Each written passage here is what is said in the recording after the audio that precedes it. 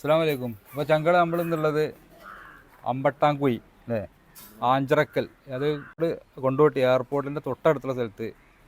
നമ്മൾ വളരെ വിഷമമുള്ളൊരു കാര്യം ഇതാ, നമ്മളെ ചെക്കന്മാരുണ്ട്, രണ്ടാളെ ഇരട്ടകളാണ് കേട്ടോ.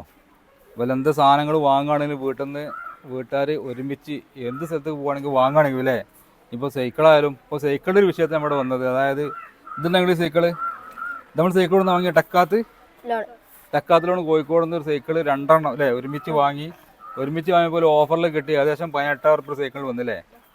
18,000 റുപ്യ ഒരു സൈക്കിളിന് കൊടുത്ത്, 24 റുപ്യ സൈക്കിളായിരുന്നു, 24 റുപ്യേൻ്റെ അത് 18,000 റുപ്യക്ക് 2 വായ്പ കൊടുത്ത് ആ സൈക്കിളിന് ഒരു സൈക്കിള് ഏത് പള്ളിക്കന്ന് ആഞ്ച് ജുമാസ്. നമ്മളെ എൻ്റെ പേരെന്തേനി?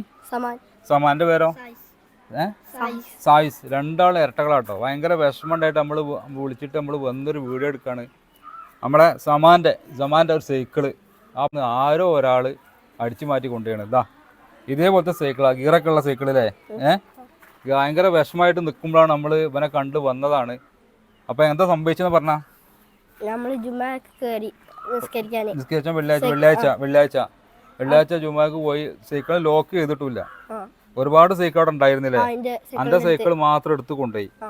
അപ്പോൾ ആരാണ് ഇനി കളിപ്പിച്ചാൻ വേണ്ടി കൊണ്ടുപോയതാണോ ഒന്നും നമുക്ക് അറിയില്ല കേട്ടോ. ആരെങ്കിലും ആ സൈക്കിൾ കൈവശം ഉണ്ടെങ്കിൽ, അല്ലെങ്കിൽ ഇത് കണ്ട സൈക്കിൾ നിങ്ങൾ കാണിച്ചു തരാം. ഇത് റെഡ് കളറാണ്, എൻ്റെ സൈക്കിളിൻ്റെ colour grey colour, black colour അല്ലേ, ബ്ലാക്ക്.